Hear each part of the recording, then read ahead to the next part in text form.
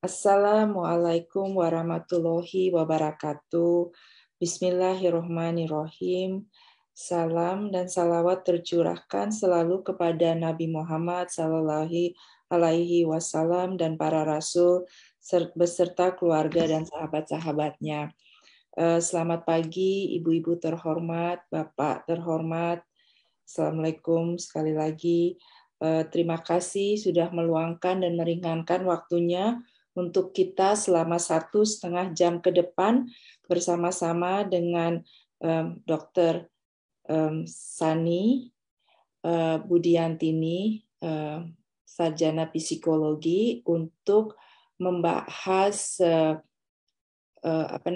kajian Muslimah Ramadan yang dihadirkan melalui Women Empowerment Committee dari IAMC Istiqlal, Masjid Istiqlal. Adapun topik yang akan kita bahas pagi ini adalah komunikasi melalui hati di era digital. Jadi stay tune ya sampai akhir nanti webinarnya, karena selalu kalau yang dibawakan oleh Mbak Sani ini topiknya selalu menarik.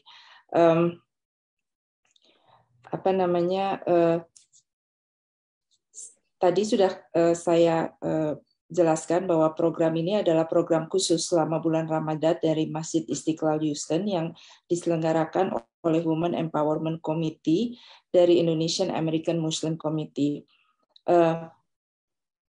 Nanti saya mungkin ada sedikit sweeping sebelum acara mulai. Mohon teman-teman semua, ibu-ibu terhormat, bapak-bapak terhormat, menonaktifkan video dan mikrofon akan di-mute oleh panitia. Dalam acara pagi ini saya ditemanin oleh Mbak Dian dan tim yang lainnya. Terima kasih sudah membantu kami. Sebelum floor saya berikan kepada Mbak Sani, saya akan membacakan sedikit mengenai bio-nya beliau. Mbak Sani Budiantini, sarjana psikologi, adalah sarjana psikolog klinis lulusan Universitas Indonesia. Beliau juga menjabat sebagai Direktur Lembaga Psikologi Daya Insani.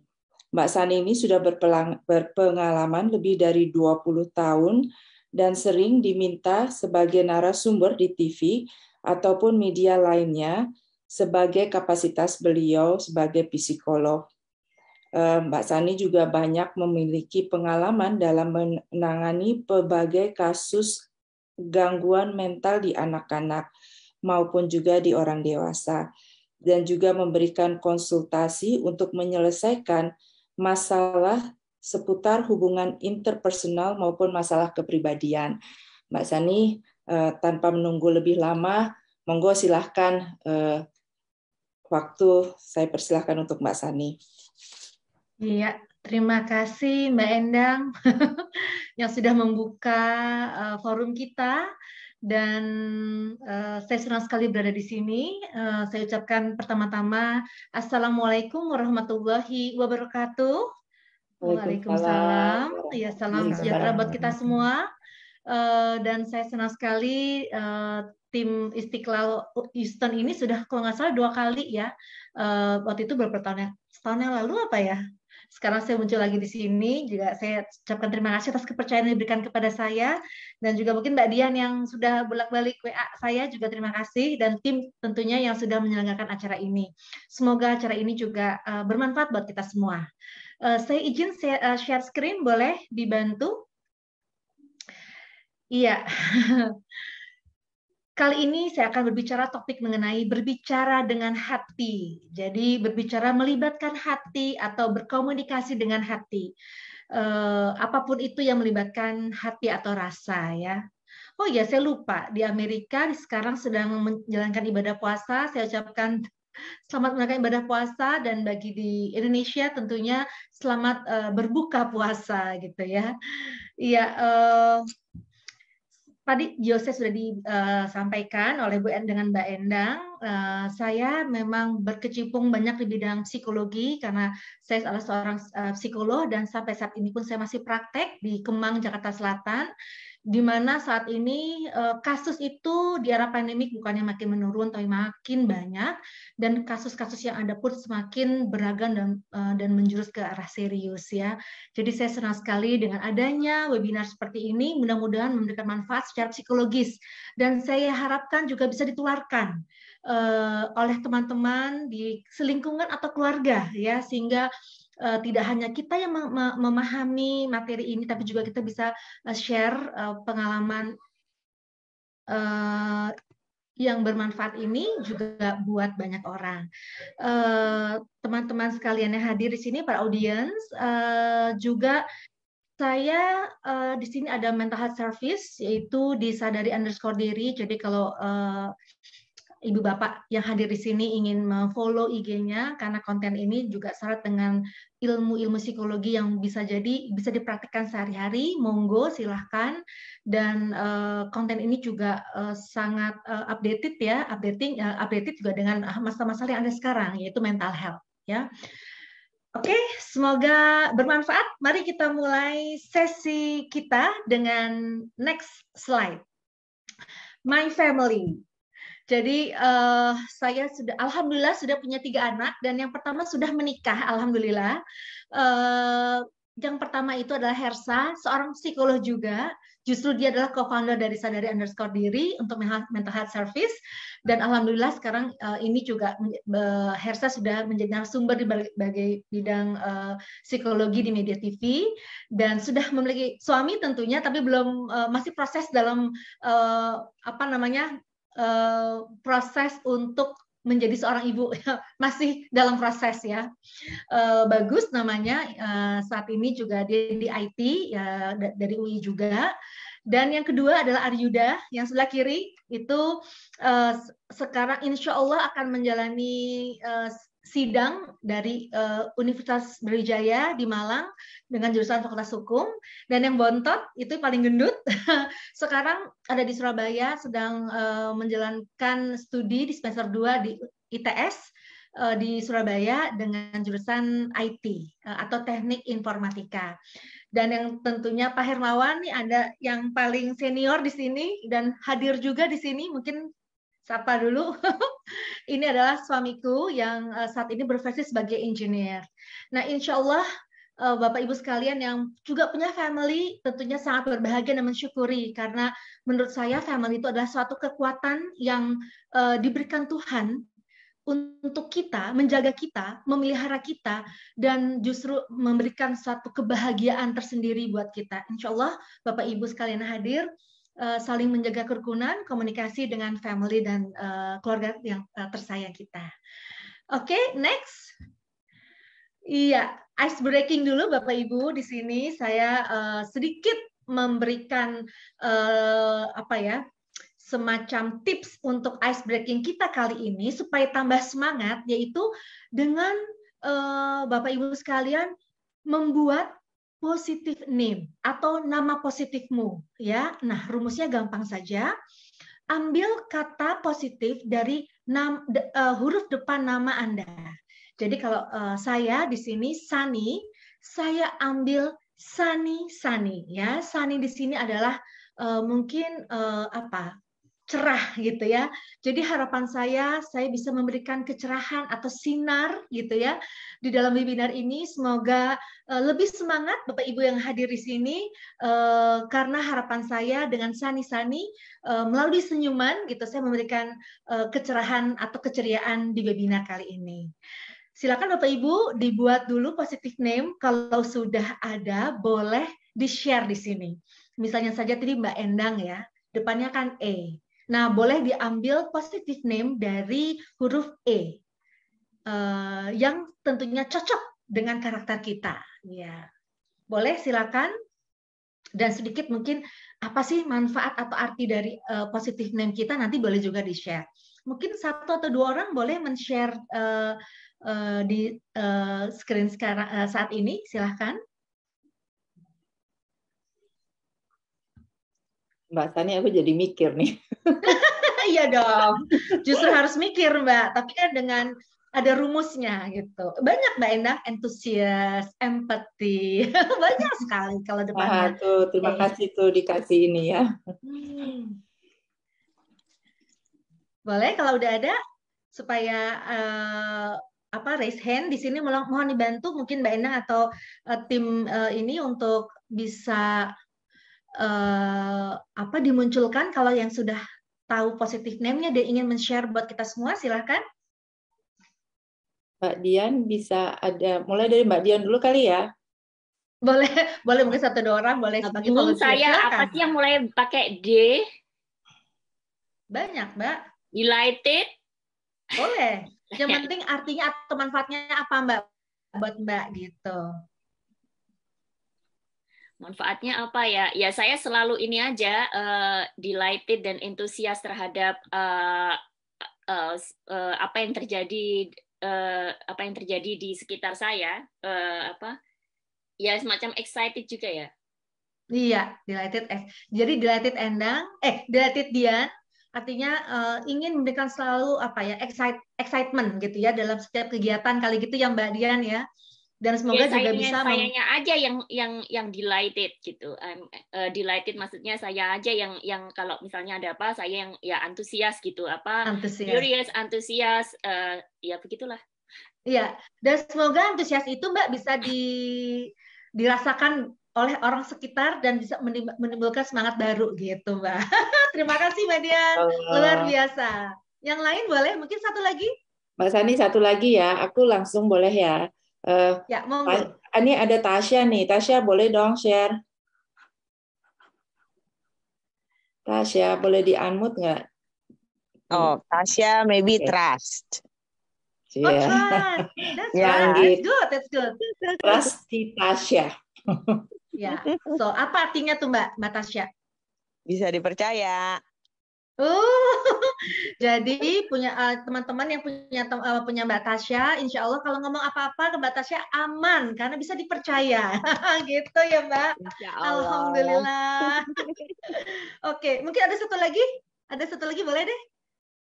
Boleh, aku maaf ya, jangan marah kalau aku langsung ini. Aku ngeliat nih ada nama Poppy. Poppy udah siap belum, Pop?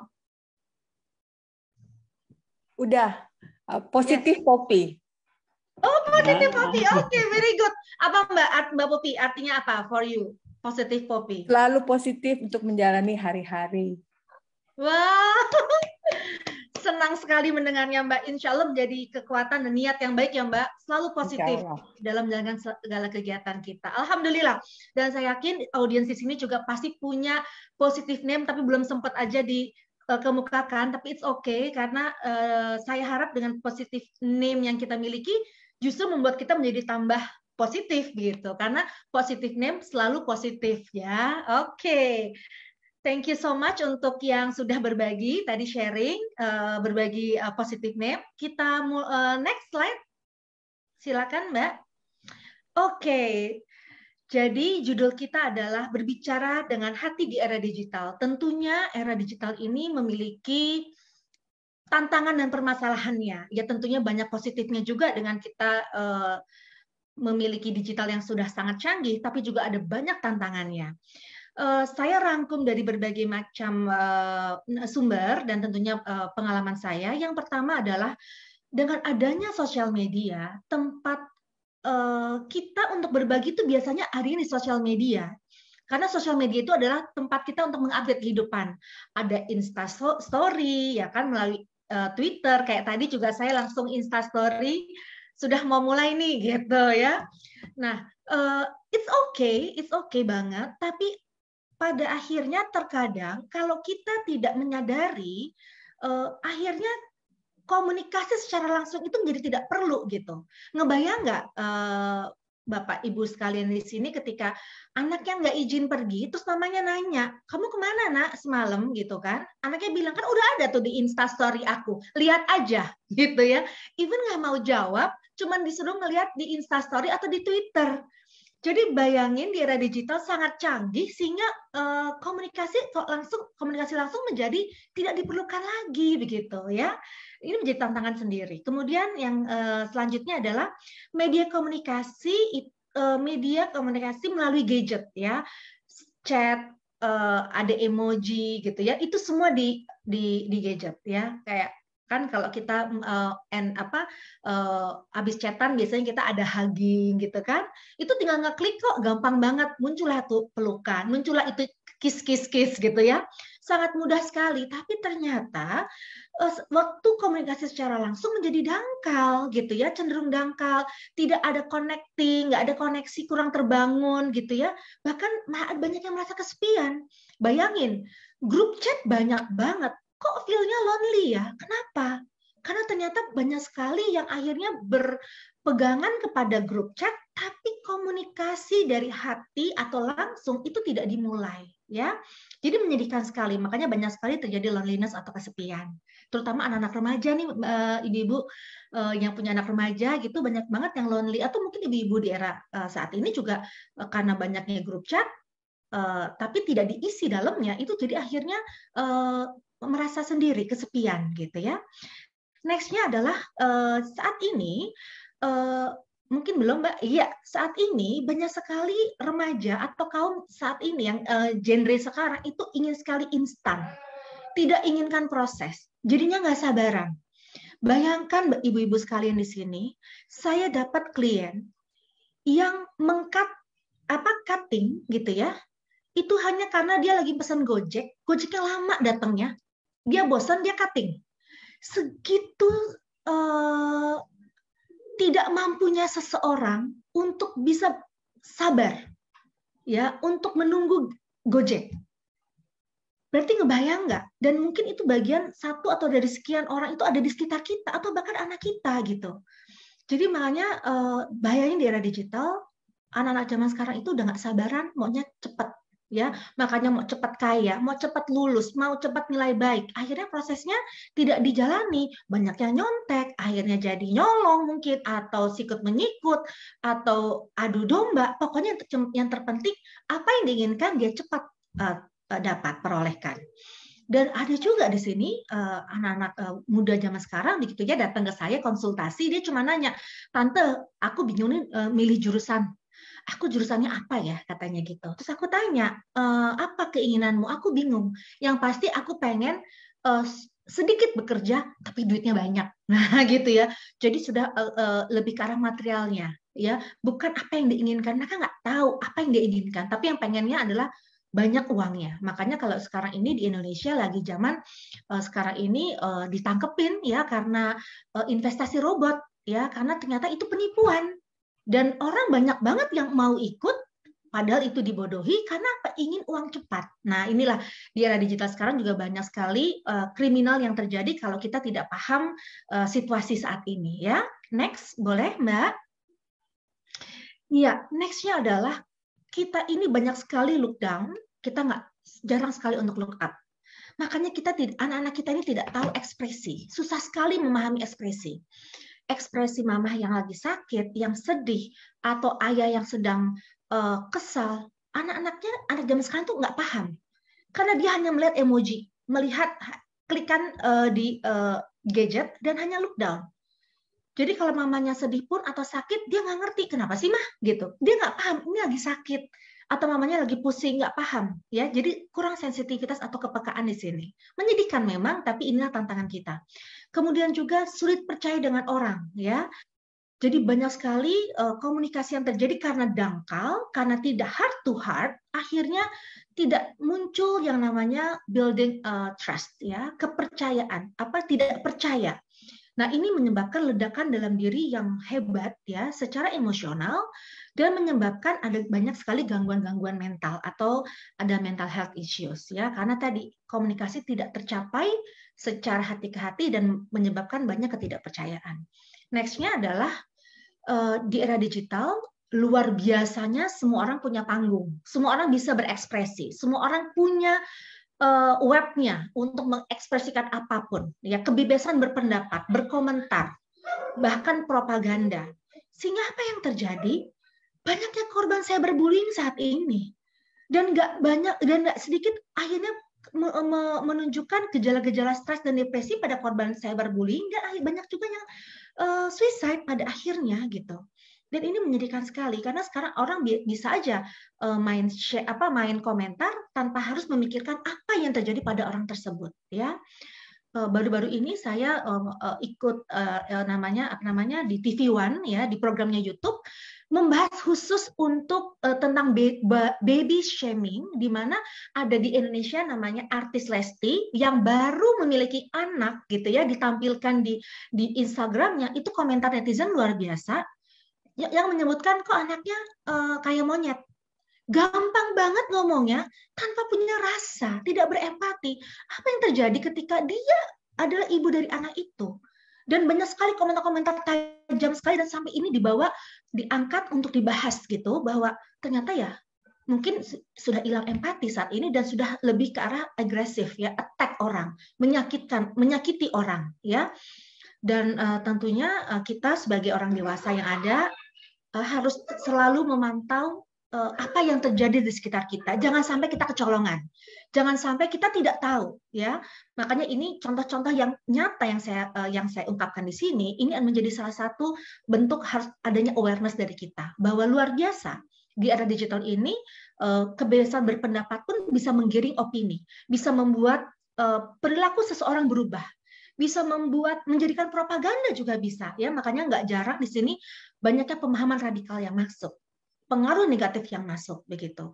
Kalau kemarin kasus-kasus yang ada yang saya tangani, adanya sekelompok orang yang menikah tanpa izin karena dianggapnya komunitasnya dia sudah boleh mengizinkan pernikahan tanpa izin orang tua. Bayangkan, ini sudah keluar dari ajaran akidah kita dari agama Islam, ya, dengan menyatakan menikah itu tanpa izin orang tua begitu, ya. Dan ini juga termasuk pengaruh negatif yang ada karena era digital banyak sekali arus-arus yang mempersuasi, ya, anak-anak muda untuk akhirnya berubah pikiran dan berubah perilaku dan akhirnya jalan sendiri seperti itu. Wow, ini luar biasa tantangan dan permasalahan era digital, audiens yang hadir di sini, dan ini adalah nyata. Semoga membuat kita menjadi terbuka, menjadi sadar pentingnya komunikasi saat ini. Yuk, next slide. Secara umum, permasalahan yang ada sekarang ini, apalagi sudah ada di era digital yang luar biasa canggih, dan kemudian era pandemi. Jadi ini bertambah lagi begitu, ya.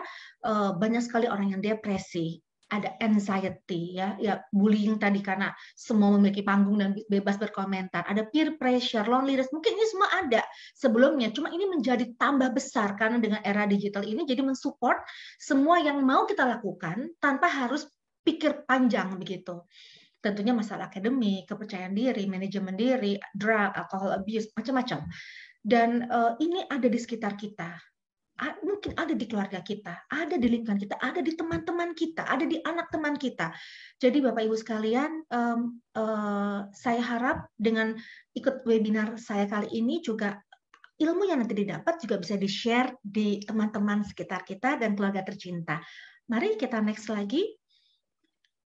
Iya, jadi apa yang harus kita lakukan? Mau tidak mau, suka dan tidak suka, kita harus mencari solusi. Dan menurut saya, solusi yang terbaik adalah melalui komunikasi yang efektif. Saat ini, seringkali komunikasi sudah tidak digunakan, karena semua sudah pakai gadget. Bahkan ibu di bawah, anak di atas manggil makan pun dengan gadget, karena paling gampang. Bahkan anak sekarang sangat tidak nyaman kalau mendengarkan suara. Dia lebih banyak yang senang kalau membaca pakai teks. Jadi kalau ibunya nanya mau kemana, mungkin nggak dijawab. Tapi kalau ditanya melalui teks mau kemana, mungkin dijawab. Hingga saya ngebayang sih, pada akhirnya dunia ini nggak ada orang yang ngomong, karena semuanya by gadget gitu. Dan tentunya berbeda by gadget dan by heart atau direct, komunikasi yang direct. Tentunya rasanya beda. Ya, makanya kali ini topik kita adalah berbicara melalui hati, melibatkan hati, atau berkomunikasi dengan memakai rasa. Karena rasa itu tentunya sangat penting dan sangat berharga, karena itu yang membedakan kita dengan robot. Robot mungkin lebih akan canggih nantinya. dia akan bisa menjawab pertanyaan, dia bisa memberikan kadang-kadang juga emoji-emoji yang sudah di set up begitu, tapi rasa itu kita yang miliki. Rasa itu dari Tuhan, dari Allah Subhanahu wa taala yang kita miliki, yang mana tidak ada di benda-benda lain begitu. Jadi saya akan berbicara mengenai rasa melalui hati di webinar kali ini. Next slide please. Iya, oke. Sebelumnya kita activity dulu yuk.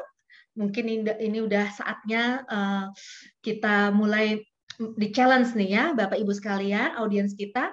Ada 3 botol yang saya hadirkan di sini. Ada botol A, B, dan C. Ya, tentunya kalau diperhatikan dengan sungguh-sungguh, botol ini memiliki bentuk yang berbeda, ya, walaupun tingginya sama mungkin, tapi memiliki bentuk leher dan mulut yang berbeda, ya, mulut botol yang berbeda. Dan pertanyaannya, apakah yang terjadi jika air kita masukkan ke dalam botol? Ya, botol A seperti apa, botol B seperti apa, botol C seperti apa? Boleh ada yang sudah bisa menjawab? Silahkan. Apa yang terjadi jika air dimasukkan ke dalam botol C? Atau botol B? Atau botol A?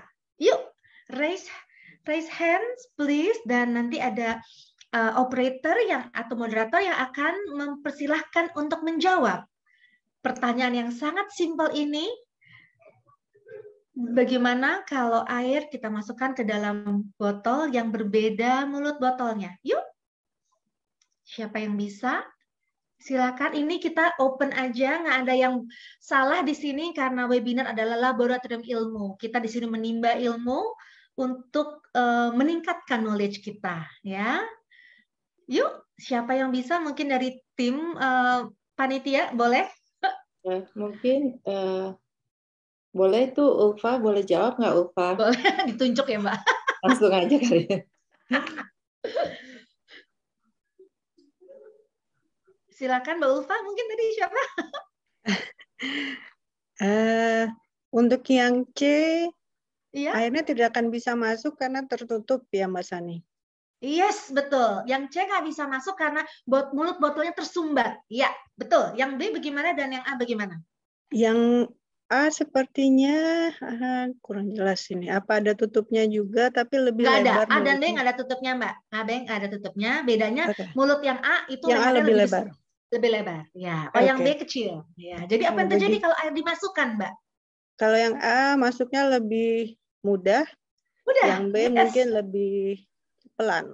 Pelan, lebih banyak keluarnya kali Mbak ya dibanding masuknya. Iya, yang A tertampung dengan. Aduh, bagus sekali. Terima kasih atas masukan atas jawabannya gitu ya. Ya, betul sekali. Jadi sama-sama botol, tapi ketika botol C tersumbat, dia tidak akan masuk airnya. Bagaimana dengan B yang tidak ada sumbatannya tapi kecil mulutnya, di mana akan banyak yang keluar dibanding yang masuk. Berbeda dengan botol A yang mulutnya lebih besar dan diharapkan air pun akan mudah masuk ke dalam botol dan lebih terisinya lebih cepat di botol A. Oke, apa itu artinya? Yuk kita next slide. Iya, botol A itu yang tadi mulutnya lebar, itu orang yang bisa mendengarkan secara aktif. Sementara yang B, yang banyak keluarnya juga walaupun ada yang masuk, itu hanya mendengar saja. Mendengar hanya pakai telinga, tapi dia tidak active listening. Tidak mendengar secara aktif. Sementara yang C itu don't care, don't know, bodoh amat, nggak peduli, ya. Tentunya di era digital kita perlu menjadi botol A. Botol A itu active listening, di mana kita mendengar secara aktif melalui pendengaran yang sesungguhnya, pemikiran yang fokus, pemahaman dari apa yang disampaikan, dan perasaan, rasa balik-balik lagi. Jadi kita mendengarkan sesungguhnya itu all out, ya, sehingga apa yang disampaikan tentunya akan jauh lebih menyerap dibandingkan hanya to hear atau don't care. Jadi diharapkan di era digital kita menjadi botol A yang bisa mendengarkan itu dengan rasa, pikiran, hati gitu ya, dan juga dengan pemahaman tentunya. Dan active listening adalah modal komunikasi yang efektif, ya. Jadi mudah-mudahan ini menjadikan kita tersadar, jangan sampai kita selama ini ternyata kita di botol C. Jadi kalau anak tuh nanya, "Mam, aku lagi sebel," mamanya lewat aja, ngelengos aja, nggak dengar bahwa bahkan mungkin nggak care atau mengabaikan bahwa anaknya itu lagi sebel.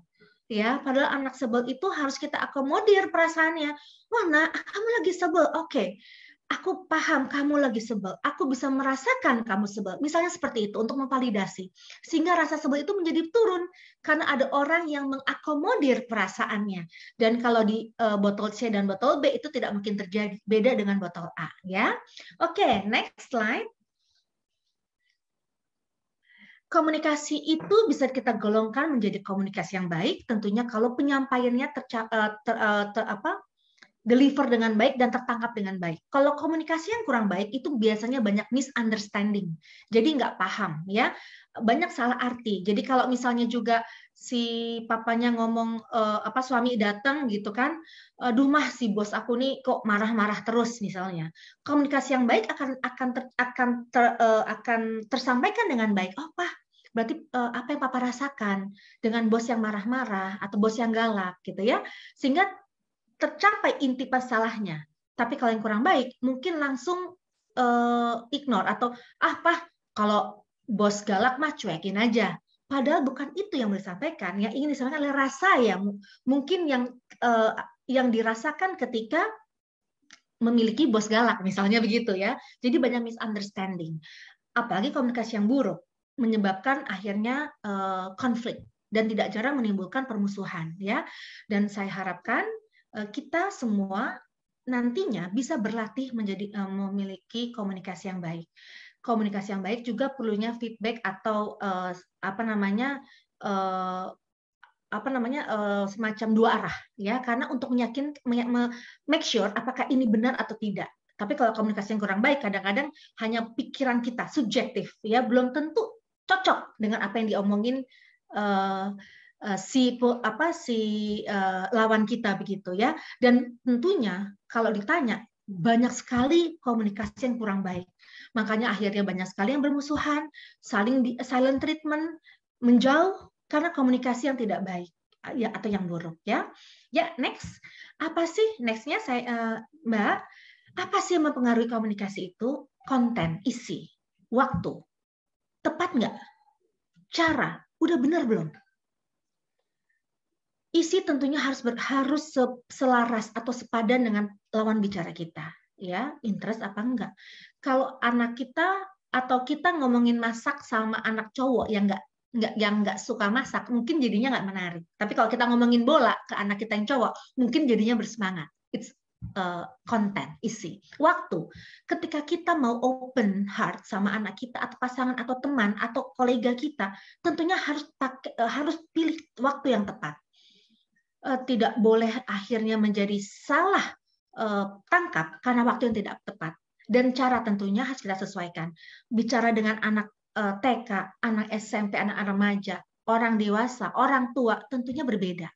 Makanya cara itu pun harus kita pahami, ya, sehingga maksudnya tersampaikan dengan baik. Hambatan komunikasi juga banyak, ya. Ada prasangka buruk. Jadi kalau kita sudah punya prasangka buruk terhadap seseorang, apapun yang orang itu ngomong pasti udah negatif terimanya, karena kita sudah tidak suka sama orang itu. Bayangkan kalau Bapak Ibu sekalian sedang naik pesawat gitu atau berkereta, di sebelah kita ada orang yang tatoan besar gitu ya, tatoan gitu seperti preman, kita udah ketakutan begitu.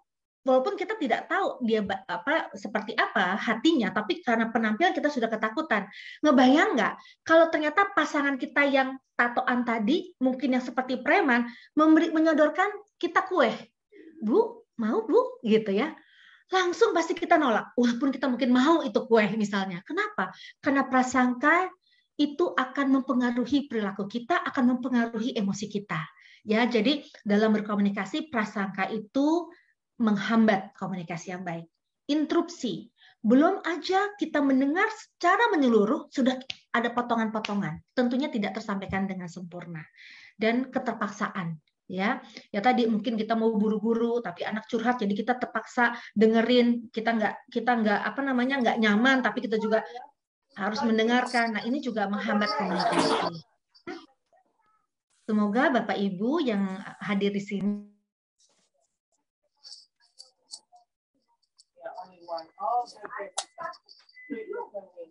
iya, semoga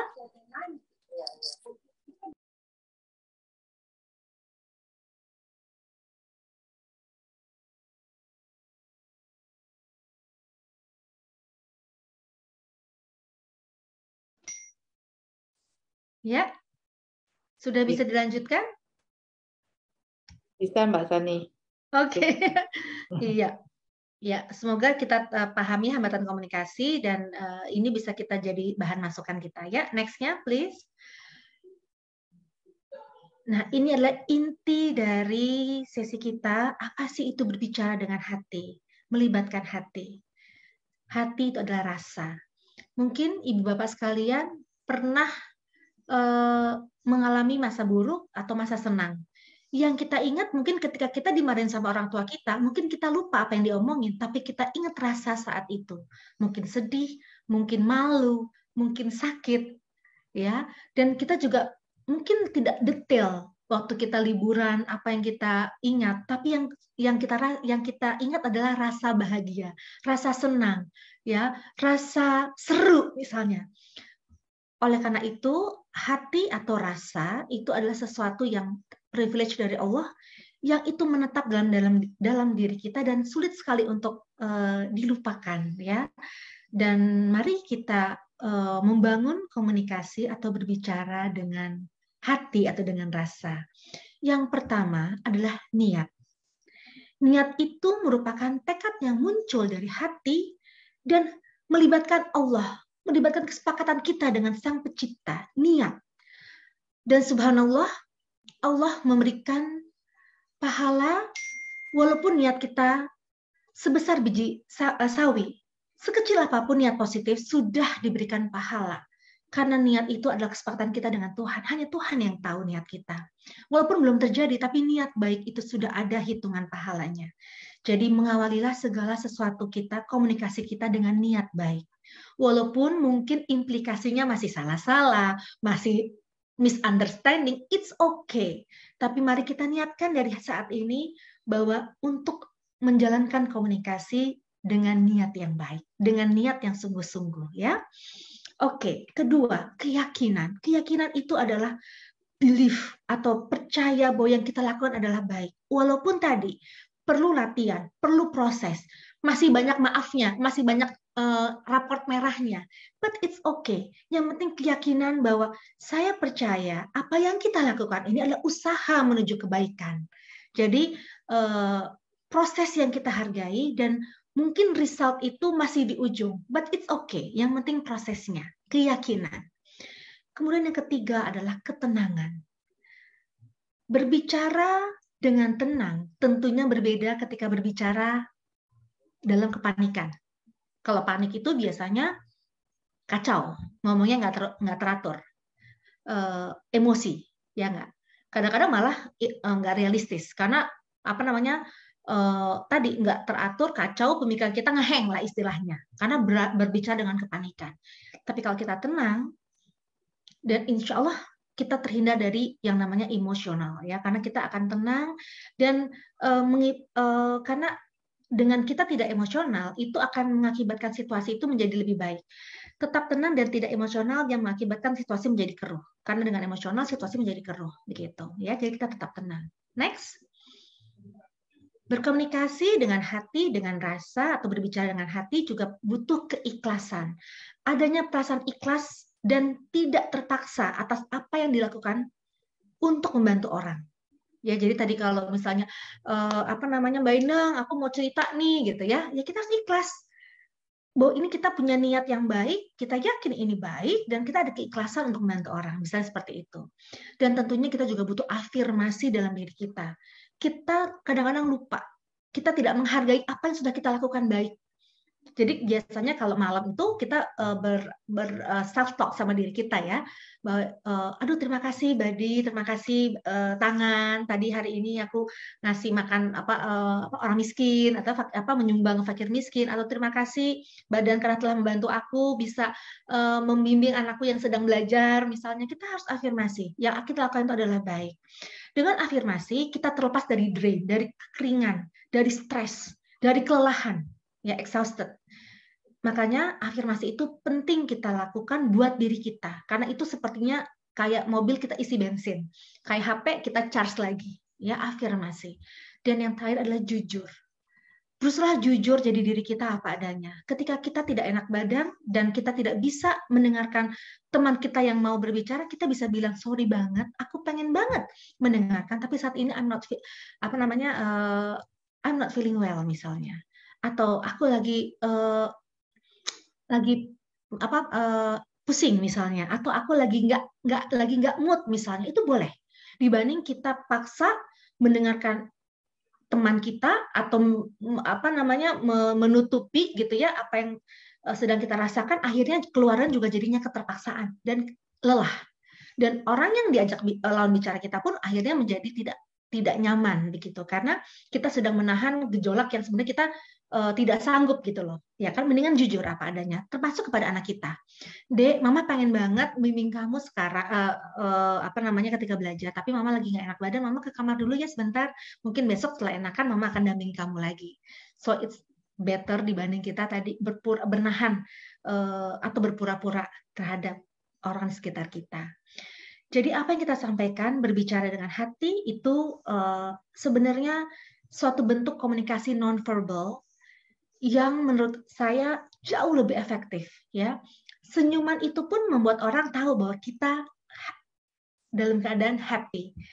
Atau kita begini pun mungkin, atau kita sedang lagi sedih, kita meneteskan air mata, itu pun menunjukkan kita lagi nggak enak. Dan itu sangat bisa tertangkap oleh orang lain.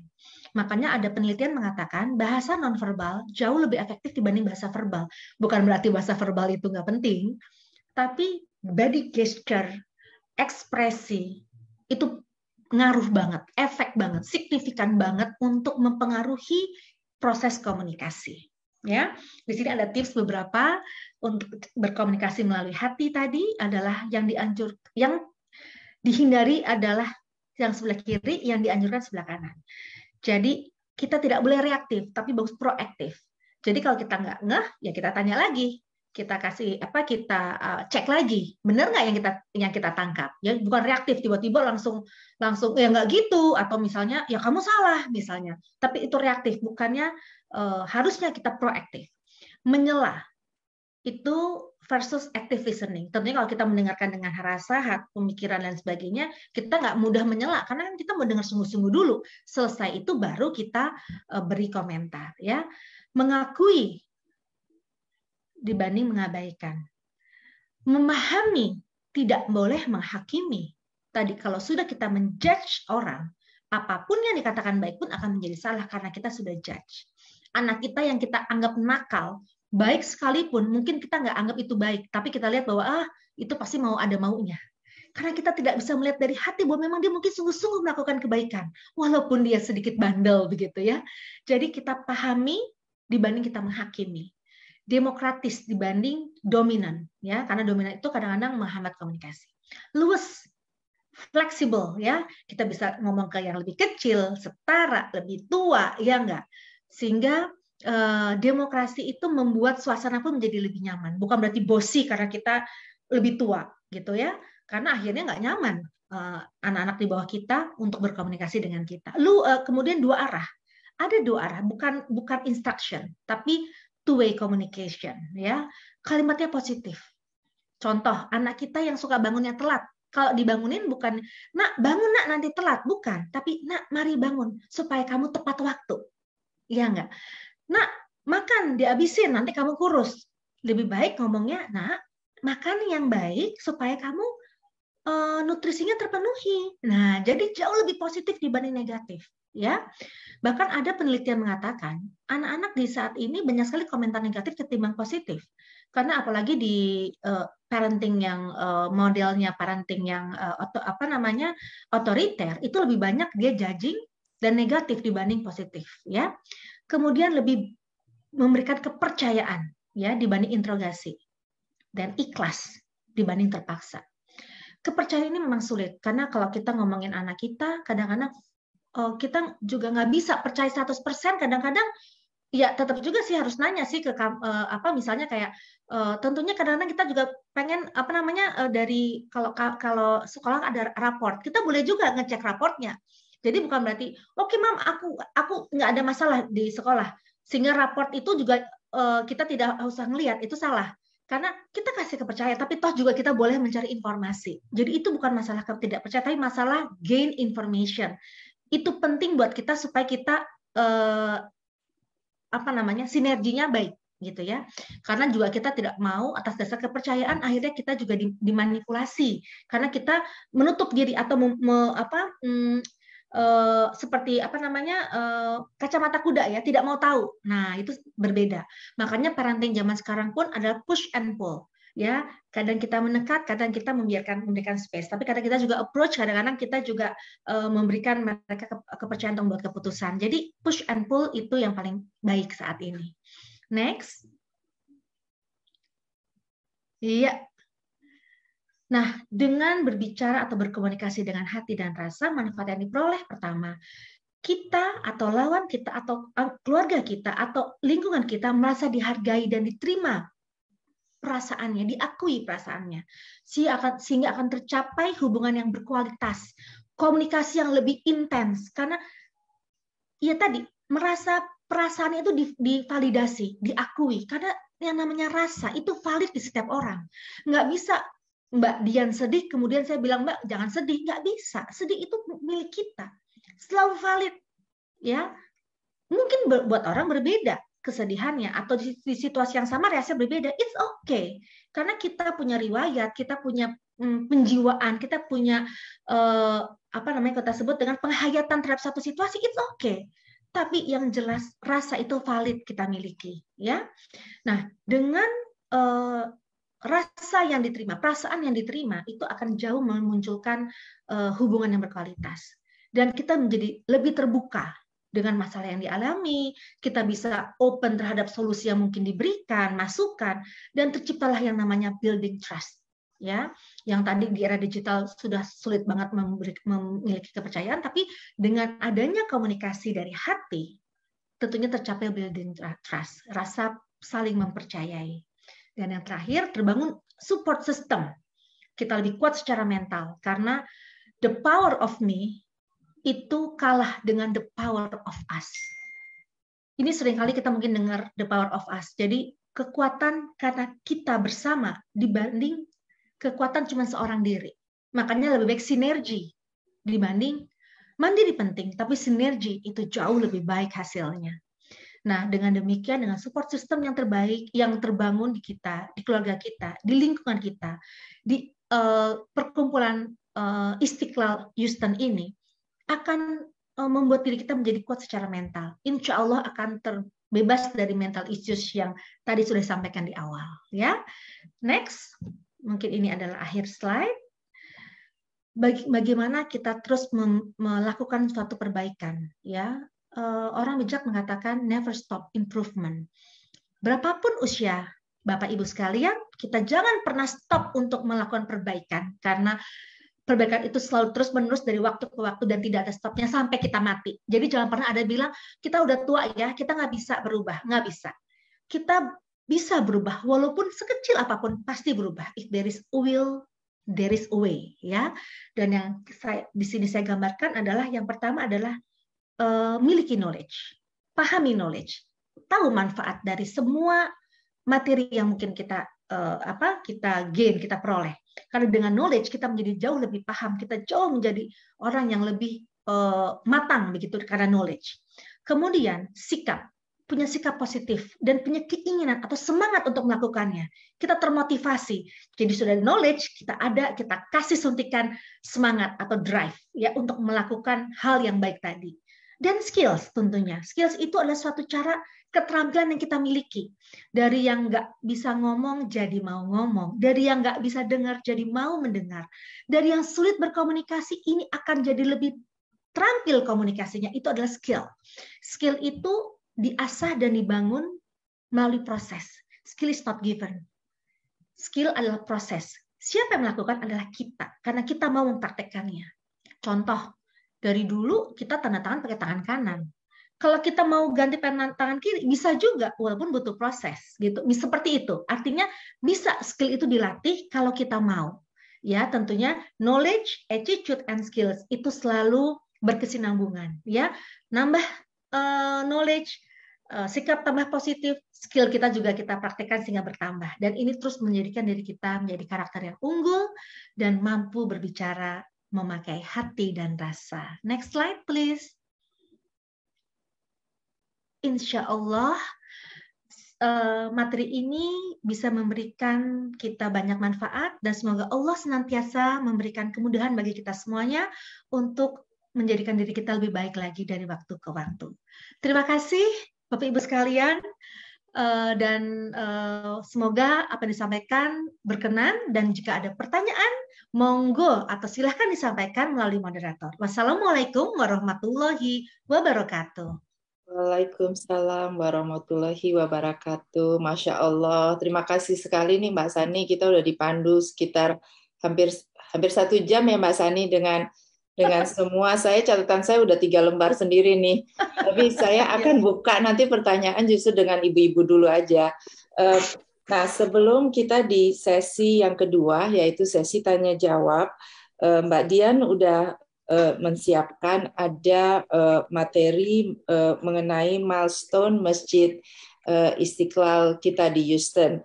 Mungkin juga ada beberapa teman-teman dari Jakarta yang pengen tahu juga sampai mana sih milestone Masjid Fundraise Masjid Istiqlal di Houston. Monggo silahkan Mbak Dian.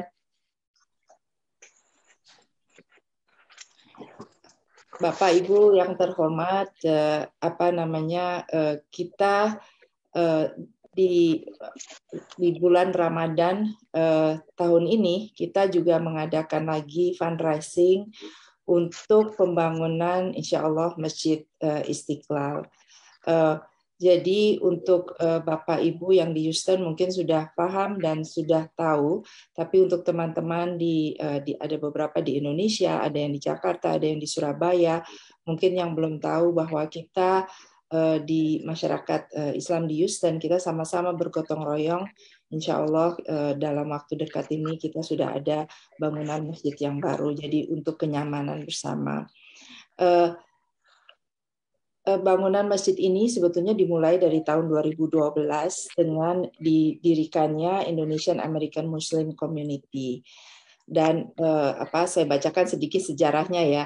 Tahun 2015 organisasi IAMC berhasil membeli lahan di Jalan Kelsey Road dan lahan ini sekarang yang kita sudah ada bangunan masjidnya yang sementara yang sekarang sering kita pakai untuk semua kegiatan-kegiatan Islam dan juga untuk kegiatan-kegiatan remaja.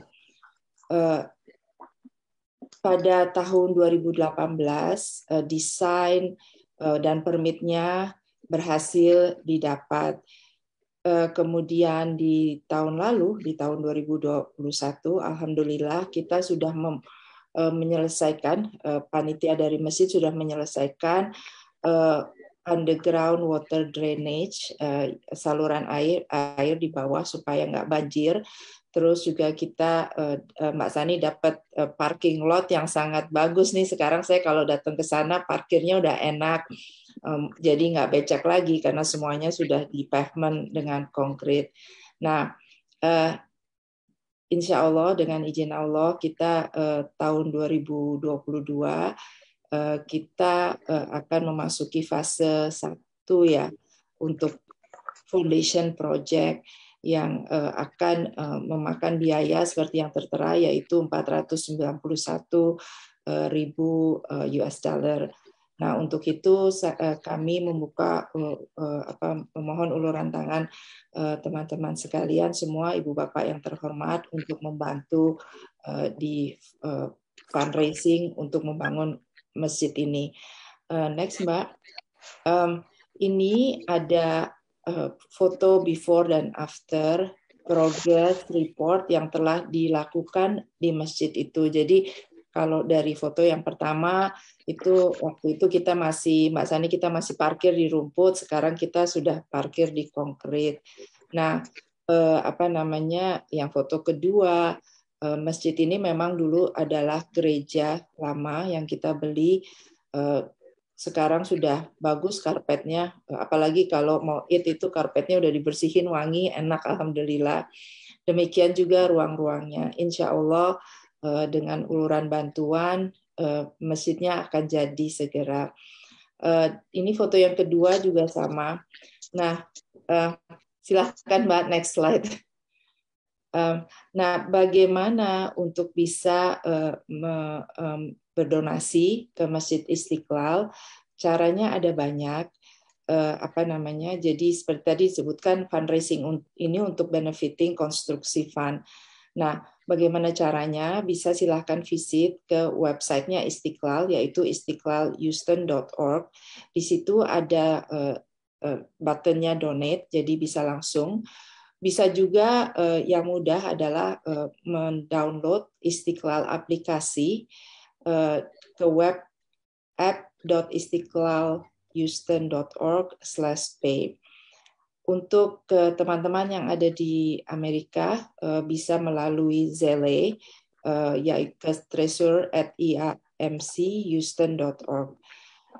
Yang international bisa juga melalui PayPal dengan treasurer@iamchouston.org, atau menuliskan cek ke IAMC dan email ke Masjid Istiqlal, alamatnya ada tertera.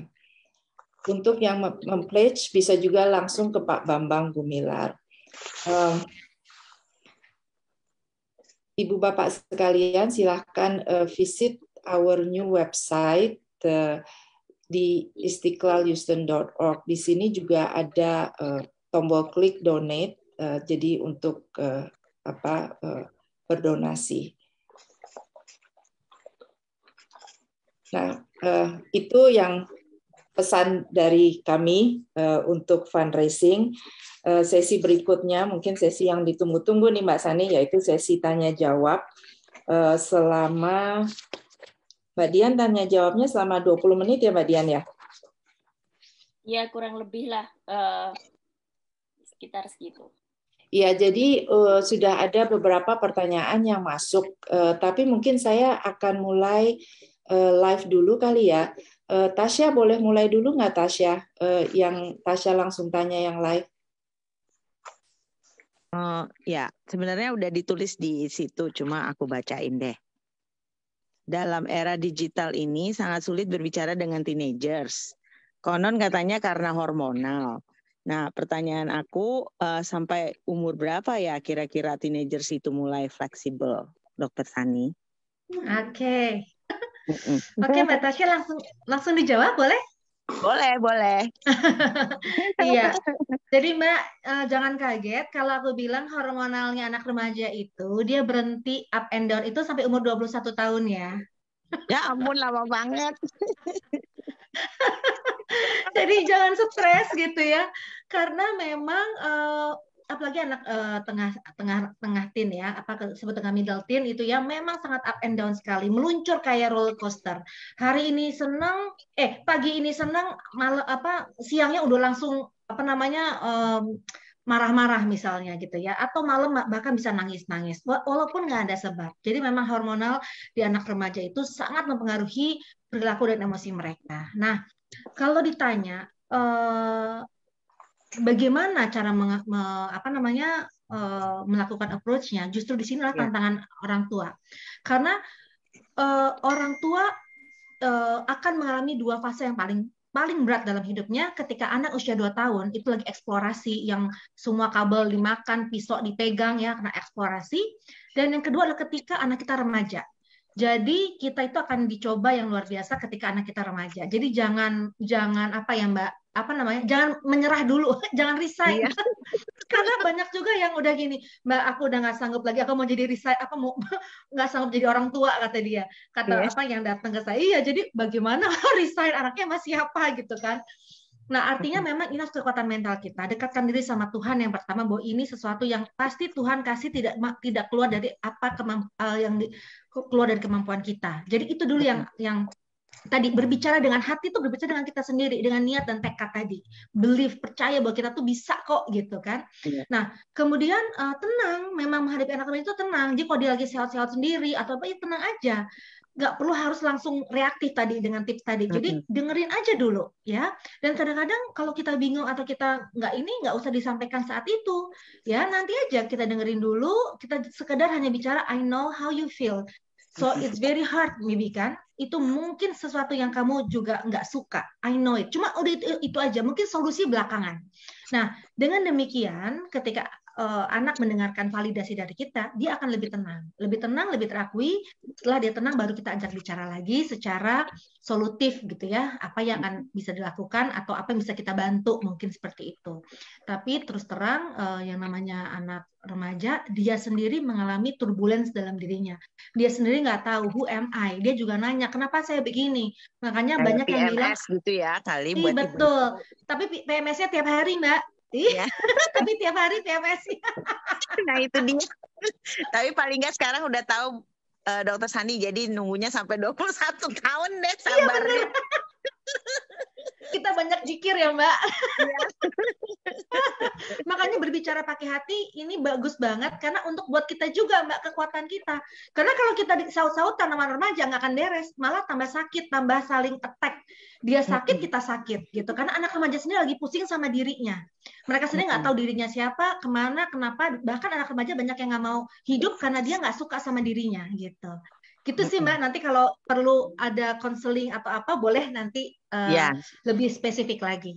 Ya, terima kasih Dokter Sani. Oke. Boleh nih ya jadi konseling untuk lebih spesifik lagi, Masya Allah Dokter Sani. Ini ada satu pertanyaan nih, aku bacakan dulu dari yang atas ya, ibu-ibu mohon sabar nih, stay tune. Habis itu mungkin next Mbak Neneng katanya mau nanya langsung ya, tapi saya tanya ini, mengapa dari pendidikan orang tua yang sama? Nah, kita ini kan sama-sama orang tua, kebetulan saya juga punya anak 3. Kadang-kadang anak bisa tumbuh dengan karakter iman yang berbeda. Ada yang tanpa dipaksa dia langsung mengerjakan, tapi ada yang lebih rebellious. Nah, ini gimana nih kita mensikapinya nih Mbak Sani nih? Ya, ini tantangan tersendiri ya. Tapi alhamdulillah kalau anaknya ada yang sudah mau tanpa disuruh, udah alhamdulillah, itu bonus dari Allah gitu ya.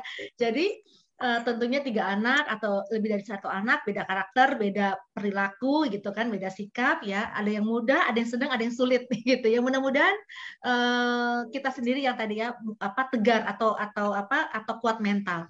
Memang untuk keimanan itu tidak bisa dipaksakan ya. Keimanan itu akan muncul melalui hidayah dan usaha. Hidayah itu memang dari Allah, tapi usaha memang kita harus lakukan. Nah, usaha itu juga cara tadi kan yang tepat. Kalau saya memang lebih suka memakai istilah role model. Kita belum pernah ketemu Rasulullah, tapi kita mengikuti sikapnya karena Rasulullah adalah suri tauladan kita. Jadi saya yakin dengan kita melakukan hal yang baik di depan anak, sholat gitu ya, atau tadi mungkin melakukan hal yang baik membantu orang, anak tuh akan menyerap dan akan one day dia akan melakukannya gitu. Cuman boleh juga sih kalau kita ingetin kayak ini udah zuhur nih gitu, atau kita jamaah yuk gitu. Kalau jamaah kan mau nggak mau kadang-kadang mau ikut gitu ya. Hal-hal kayak gitu boleh kita lakukan, tapi memang kalau saya tidak terlalu memaksakan, karena kalau dengan paksaan kadang-kadang malah anak jadinya reject ya, bahkan anak jadinya malah against kita gitu. Di saya malah ada kasus yang luar biasa ketika seorang keluarga memaksakan anaknya dari umur 5 tahun itu harus sholat 5 tahun. Dan kalau nggak itu dipukul ya, memang ada ayatnya, tapi mungkin caranya di era kita udah berbeda lagi ya. Itu sampai anaknya tidak benci sekali dengan Islam. Bahkan anak ini sudah keluar dari Islam waktu datang ke saya. Cuma akhirnya saya tuntun lagi, akhirnya dia masuk lagi ke Islam. Karena dia benci sekali, karena dia merasa Islam itu Islam yang keras gitu. Nah, sayang kan, Islam itu kan Islam indah. Cinta kasih, betul nggak? Empati kan gitu. Cuman kenapa? Karena mungkin orang tuanya melakukan dengan cara sangat keras dan tidak berkomunikasi, yang meningkatkan komunikasi, tapi pakai cara action yang keras. Jadi untuk ibu-ibu yang punya anak yang agak susah, tetap munculkan Islam, hadirkan Islam dengan cara yang indah.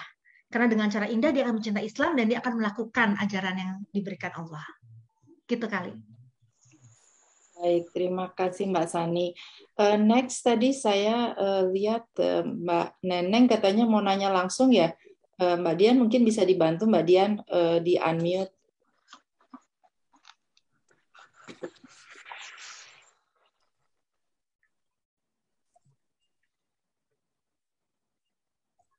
Bu Neneng sudah di unmute kayaknya. Monggo Mbak Neneng. Silakan Mbak Neneng. Atau mungkin jangan-jangan nggak sengaja unmute lagi. Iya, maaf Ibu, maaf. Oh. Nggak sengaja. Oh, nggak sengaja. Iya, lanjut saja Mbak Endang. Dini katanya mau nanya juga tuh. Oke, kalau gitu next Dini ya. Silakan Dini. Assalamualaikum, Dr. Sani. Waalaikumsalam, Mbak. Senang sekali bisa ikut kajian lagi dengan Dr. Sani. Kalau masih ingat tahun lalu, aku juga sempat nanya juga sama Mbak Sani tentang anak-anakku yang 3 perempuan. Iya. Jadi aku mau konsultasi sedikit cerita gitu. Jadi untuk kasus anakku yang pertama yang waktu itu yang dia ada problem anxiety lah apalah gitu kan. Terus dia nanya pengen aku ajak ke psikiatri. Tapi waktu itu emang aku sempat ajak tapi udah mulai berubah lah gitu. Nah, tapi sekarang sejak dia masuk kuliah itu dia berubah drastis gitu. Jadi lebih dekat sama mamahnya, lebih terbuka gitu. Jadi mungkin itu emang benar faktor hormon yang seperti Mbak Sani bilang ya. Pada saat remaja hormonnya up and down gitu. Nah, tapi Mbak, sekarang problemnya tuh ada di anakku yang kedua gitu. Nah, sekarang kan dia baru masuk high school nih. Mungkin dia nggak tahu ya, ngerasa berat di high school-nya. Terus tiba-tiba dia juga berubah drastis gitu. Jadi gampang stres, gampang sedih gitu. Cuman ya emang mungkin aku juga ngerasa aku kurang komunikasi secara terbuka sama anak gitu, kurang deket gitu. Dan anak perempuanku yang ini memang lebih deket sama bapaknya. Dia lebih terbuka sama bapaknya. Jadi bapaknya yang cerita sama aku gitu. Nah, terus dia itu kalau misalnya ada mau ujian di sekolahnya, itu tuh sehari sebelumnya dia pasti stres. Nah, awalnya tuh dia nggak bisa ngeluarin rasa stresnya, cuma nangis di kamar gitu, diem atau nggak bisa ngeluarin lah gitu. Cuman pada saat akhir-akhir ini kayaknya dia tuh kalau aku lihat dia udah bisa ngelampiasin rasa stresnya dengan cara bersih-bersih rumah. Jadi sekarang dia itu kalau tiap pulang sekolah atau mau sekolah, pokoknya tiap hari tuh dia bersihin dapurku gitu loh. Jadi kalau misalnya kita habis makan, kita habis minum, itu udah harus dicuci, langsung masukin di suasana. Nggak boleh ada sesuatu yang tergeletak di dapur gitu, atau di meja makan gitu. Jadi dia tuh jadi berubah kayak pengennya tuh semua dapur tuh bersih, nggak ada apapun di atasnya gitu. Nah, jadi aku sama suami sepakat gitu ya.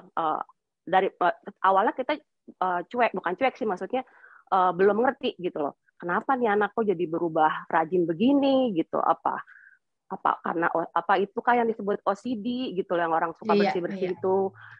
Tapi lama-lama kita ngerti gitu. Oh, berarti itu dia cara dia untuk melampiaskan stresnya. Jadi kita berusaha ngebantu dia. Jadi jangan sampai dia capek sendiri. Jadi sampai dia tuh nggak dengan dia bersih-bersih Mbak, dia jadi nggak bisa belajar gitu loh. Dia ngutamain bersih-bersih dulu daripada belajar. Aku bilang, kerjain dulu homework-nya. Dia nggak, pulang sekolah begitu ngelihat rumah berantakan dia langsung bersihin, atau ngelihat ada piring kotor langsung dia bersihin. sebelum tidur dia langsung bersihin rumah. Jadi waktu dia tuh habis buat bersih-bersih gitu loh, Mbak. Nah, sekarang gimana cara aku ngatasin dia? Iya, oke. Terima kasih Mbak Dini. Alhamdulillah. Jadi anak pertama udah tenang ya. Tinggal anak kedua nih Mbak tantangannya. Oke, mungkin ini juga mungkin juga pertanyaan ini juga mungkin ada yang juga bisa pernah mengalaminya atau sudah mengalaminya. Jadi anxiety pada seseorang itu bisa memunculkan perilaku yang kita sebut dengan obsesi kompulsi disorder. Ya, jadi karena ada kecemasan sehingga perilaku seseorang itu jadi berulang-ulang gitu ya, dan lebih ke arah nggak tahan gitu ya, tadi kan nggak tahan kotor jadi harus bersih gitu, kalau cuci tangan berulang-ulang atau kalau ngunci pintu dicek terus menerus, itu ada sebenarnya akibat dari anxiety atau kecemasan. Nah, kalau kasusnya anaknya Mbak Dini, mungkin karena memang ada kecemasan yang muncul di dalam kegiatan sekolah gitu, sehingga dia melampiaskannya melalui bersih-bersih tadi. Dan positifnya sebenarnya kalau saya lihatnya mudah-mudahan ini sebagai untuk distraction ya, untuk pengalihan aja tadi. Betul, kalau misalnya untuk katarsis ya, untuk melampiaskan stresnya. Apalagi bersih-bersih, jadi kan bagus banget ya Mbak, dibanding misalnya coret-coret tembok kan mendingan bersih-bersih gitu kan. So it's okay untuk seseorang memiliki coping mechanism. Tapi yang nanti harus kita telah kembali adalah kita harus paham dulu sebenarnya stresnya dia apa, anxiety-nya muncul karena apa, kita bantu untuk mengatasi akar masalah, gitu ya, sehingga bersih-bersih nanti yang dilakukan bukan karena obsesi kompulsinya, tapi emang karena ingin bebersih, gitu ya. Dan biasanya bebersih di sini lebih sehat karena tidak mengganggu performance dia di sekolah, gitu. Jadi bisa juga bebersih ini menjadi salah satu teknik avoid atau menghindar dari kegiatan sekolah gitu. Makanya tadi akhirnya mungkin jadinya nggak ada waktu untuk melakukan kegiatan sekolah. Nah, yang Mbak Dini harus lakukan pertama adalah mungkin tadi ya approach ke anak untuk lebih terbuka apa yang sedang sebenarnya terjadi. Kalau memang butuh profesional, datanglah ke psikolog, atau kalau ke saya pun bisa melalui Zoom, Mbak. Kita nanti ada online konsultasi ya kan, nanti diatur aja waktunya. Yang terpenting kita harus tahu akar masalahnya sehingga anxiety-nya bisa menurun dan dia lebih bisa perform ke sekolah, dan bersih-bersihnya itu pun lebih perilaku yang sehat, bukan perilaku karena pelampiasan gitu kali Mbak Dini. Iya Mbak, jadi bersih-bersihnya itu berarti karena anxiety ya, bukan karena OCD ya? OCD itu karena anxiety dan bisa memunculkan nanti OCD Mbak, lama-lama kalau sudah serius bisa jadi OCD. Oh, oke. Iya. Oke, jadi mungkin lanjutnya perlu psikologi ya? Iya, dicari sama psikolog, nanti bisa kita lihat apakah sudah masuk OCD atau baru pengalihan saja. Oke, Mbak Sani, nanti aku kontak Mbak Sani ya, Mbak Sani, untuk konsultasi. Ya, oke. Terima kasih banyak. Sama-sama Mbak. Ini juga ada pertanyaan melalui chat, ini boleh dibaca mungkin Mbak Endang atau? Ya, saya baca ini, yang satu ini dari Mbak Yosi ya.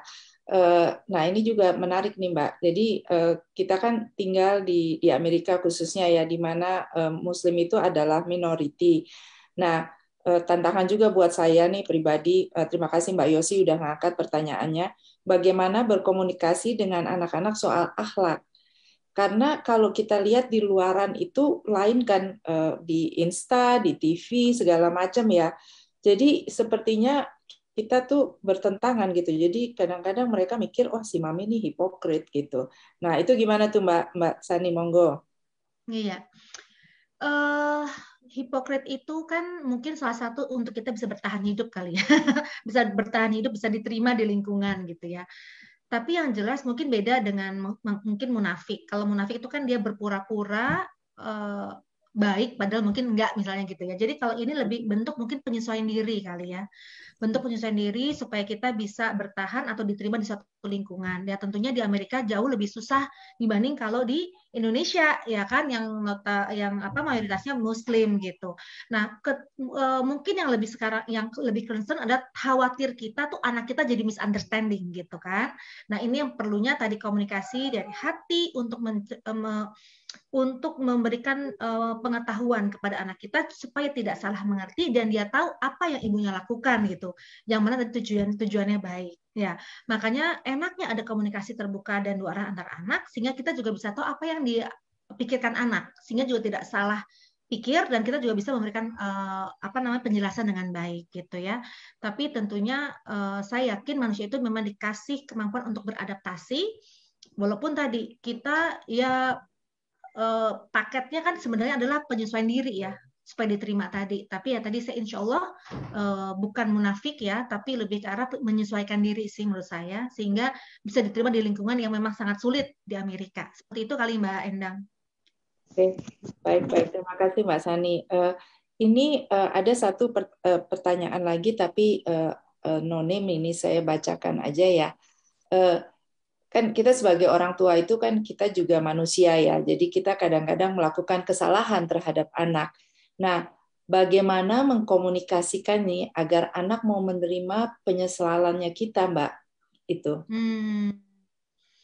Iya, saya pasti kalau saya buka di sini ya, misalnya saya buka di mana ibu-ibu yang hadir di sini menuliskan penyesalan dia terhadap apa yang dilakukan terhadap anak, pasti semuanya nulis, pasti semuanya ada nulisnya, nggak mungkin enggak gitu. Itu kenapa? Karena satu, memang kita nggak punya memang sekolah jadi orang tua, kita nggak ada SOP baku jadi orang tua tuh nggak ada. Kan kita jadi orang tua itu by nature, kita jadi orang tua dan kita memakai ilmu seadanya kan. Insya Allah sih sekarang dengan webinar kita jadi lebih banyak enlarge knowledge kan. Tapi mungkin nggak semua orang juga punya kesempatan yang sama. Jadi bayangin kita melakukan itu dengan cara yang kita tahu aja. Mungkin kita adopt dari yang sebelumnya, yang nggak kita lihat gitu kan, dan belum tentu itu benar. Dan ketika kita tahu itu salah, kita akhirnya jadi menyesal. Atau kalau kita tahu ada akibatnya yang negatif, biasanya kita menyesal ya. Masalahnya di sini adalah bukan penyesalannya, tapi memang sikap terbuka kita akan perubahan. Kalau tahu itu salah, yuk jangan kita lakukan lagi. Sebenarnya itu sih. Itu saja sudah lebih dari sekedar penyesalan. Kalau penyesalan itu kan kadang-kadang kita akhirnya stuck di dalam masa lalu. Tapi kalau perubahan, kita lihat future, kita lihat ke depan. Kita mau melakukan apa nih perbaikan diri kita terhadap anak kita atau keluarga kita. Nah, kalau sekedar minta maaf pada anak sih sebenarnya boleh-boleh aja. Besok juga Lebaran kita minal aidin wal faizin kan gitu ya. Pokoknya itu boleh aja. Tapi yang terpenting menurut saya adalah perubahan yang kita yang kita niatkan untuk target di masa yang akan datang. Itu sih kali Mbak Endang. Terima kasih, Masya Allah. Ini ada satu lagi nih pertanyaan dari Ibu Eni, tapi Ibu Eni mau bertanya langsung. Monggo silahkan Bu Eni, di unmute Mbak Dian, mungkin dibantu. Mbak Endang. Assalamualaikum Ibu Tani, Mbak Tani ya. Waalaikumsalam. Pertanyaan saya, ini cukup menarik bagi saya, tapi karena saya memang punya anak satu yang dibesari. Mbak Eni, mohon maaf, ini kecil sekali suaranya, apa boleh dibesarkan? Oke. Gimana ya Mbak? Oke, ini udah bagus, udah bagus ya. Ya. Jadi memang anak perempuan ini dibesarkan sendirian di rumah dan orang tuanya yang berbeda, satu Amerika, yang satu ibu. Alhamdulillah kalau ibunya memang cara menegaskan anak itu selalu dikeluarkan Quran dengan sunnah. Dan bapaknya berbeda dengan saya. Alhamdulillah bapaknya selalu bilang yang penting sholat, ya itu diikutin perintah-perintah Allah. Yang lain-lain itu Bu, masalahnya karena anak ini satu di rumah, jadi memang dia nggak ada teman. Jadi kalau saya suka diskusi sama suami saya bilang, kamu dulu di Indonesia banyak teman. Bilang suka naik sepeda bareng-bareng.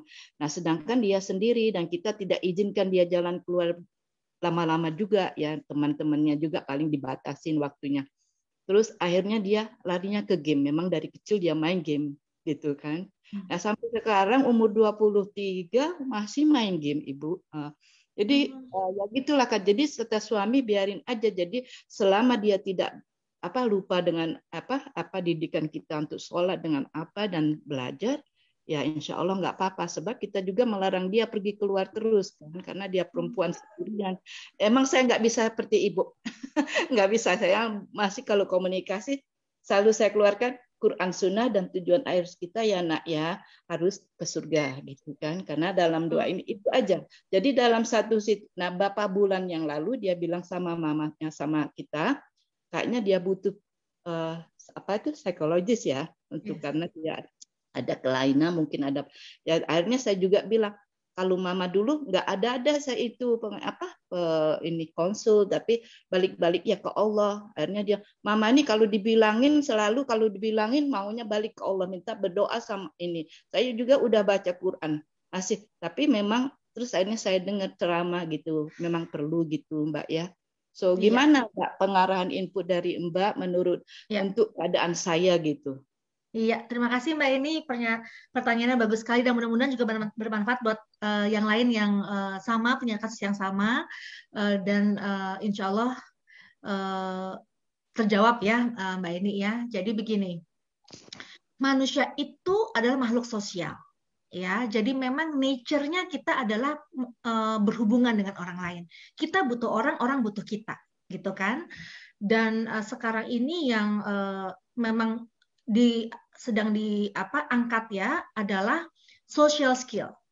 Jadi ternyata keterampilan bersosialisasi itu sangat-sangat bermanfaat kepada kita, gitu ya, kepada individu, karena akan membantu banyak hal dengan keterampilan bersosialisasi dari segala aspek kehidupan, ya, mungkin aspek karir, aspek pertemanan, ya, atau aspek-aspek lainnya, hobi dan sebagainya. Nah, kalau saya melihat mungkin Mbak Eni karena ini anak pertama, anak perempuan satu ya Mbak, jadi memahami sekali. Mungkin caranya mungkin agak kaku ya Mbak, walaupun Mbak sudah berstandarkan sunnah dan Quran, tapi tentunya mungkin ada hal-hal lain yang perlu juga kita libatkan Mbak. Ya, jadi supaya anak ini juga bisa memahami kehidupan itu dari berbagai macam sumber begitu. Makanya kalau saya sebenarnya adalah bagaimana anak bisa bersosialisasi. Makin dia bersosialisasi, makin dia bisa memahami banyak karakter, understand, atau akhirnya dia bisa menyeleksi. Justru itu adalah kesuksesannya, Mbak.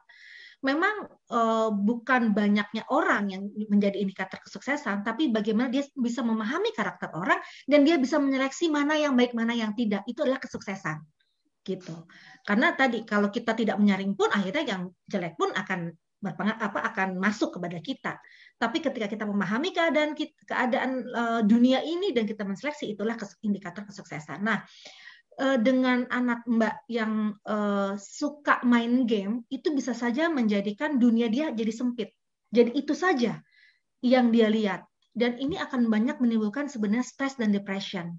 Bahkan zaman sekarang di era pandemik ini, karena anak sekarang kan udah banyaknya online ya, nggak ketemu muka ya, akhirnya banyak sekali memang depresi. Sekarang ini kalau ke psikiater udah 2 bulan, ke saya pun udah panjang antriannya.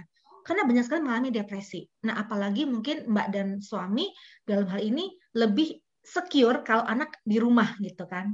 Nah, jadi sebenarnya akan ada 2 nih Mbak sesinya. Yang pertama adalah sesi orang tua, kemudian baru dan sesi dengan anak. Gitu, karena kita harapkan anak itu berkembang nanti ke depannya itu secara unggul, dia tahan secara mental, bukan anak yang rapuh seperti kristal. Kita harapkan anak tahan seperti bola Mbak, makin dibanting makin mental ke atas. Kalau kristal cantik tapi hancur, disenggol dikit gitu. Nah, saya senang sekali ketika anak Mbak ini memiliki awareness terhadap ada mental awareness. Something wrong nih happen with me misalnya. Sehingga dia butuh psikolog dan ini harus disupport Mbak. Dan nanti ada beberapa assessment yang mengindikasikan dia harus apa dan apa yang orang tua harus lakukan juga terhadap anak ini. Ya, semoga tidak terlambat dan tidak serius ya Mbak ya, dan bisa dibantu secepat mungkin. Itu kali Mbak. Insya Allah. Oke, jazakallah khair Mbak ya. Emang kita usahain, dia udah bikin appointment gitu kan. Ya bapaknya bilang silakan. Yuk, terima kasih ya Mbak Sani. Sama-sama ini. Assalamualaikum. Waalaikumsalam. Terima kasih Mbak Sani, Mbak Eni. Ini kita tinggal 2 menit lagi nih. Masih ada sesi sih sedikit. Kalau masih ada yang mau tanya, monggo silakan. Kalau enggak, gimana nih Mbak Dian?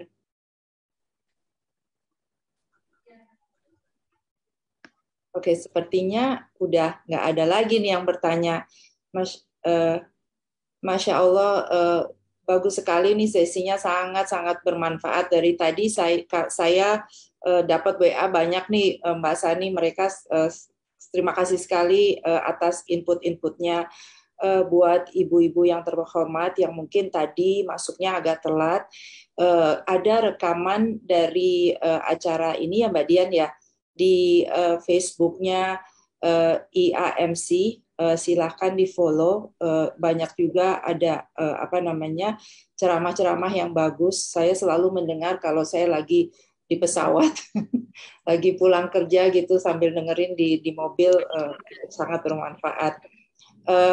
Acara minggu depan yang di tanggal 20 dan 21 April jam 10 malam waktu Jakarta, 10 pagi waktu Houston, yaitu Ustazah Dede Agustina, dan the following week itu dengan Dr. Yusila 28 April jam 9 pagi.